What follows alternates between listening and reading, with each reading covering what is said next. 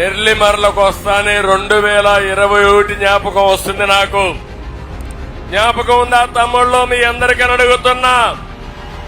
రామతీర్థం, రాముడి తల నరికేసిన సందర్భం.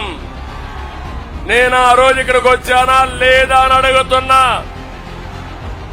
దేశంలో అయోధ్యలో రామాలయం కడితే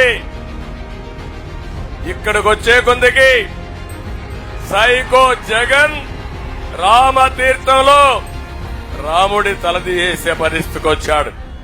నేను అడుగుతున్నా, మిమ్మల్ని మీరు క్షమిస్తారా అని అడుగుతున్నా, ఉపేక్షిస్తారా అని అడుగుతున్నా, వదిలిపెడతారా అని అడుగుతున్నా, చిత్తుగా ఓడిస్తారా లేదా అని మిమ్మల్ని అడుగుతున్నా. అంతేకాదు 160 దేవాలయాలపై దాడులు చేసే పరిస్థితికి వచ్చారు. విధ్వంసాలు జరిగాయి, విగ్రహాలు ధ్వంసం చేశారు, అర్చకులపై దాడి చేశారు.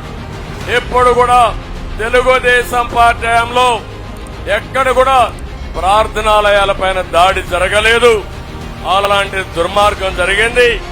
దీన్ని నేను చాలా తీవ్రంగా ఖండిస్తున్నానని చెప్పి కూడా నేను మీకు తెలియజేస్తున్నా.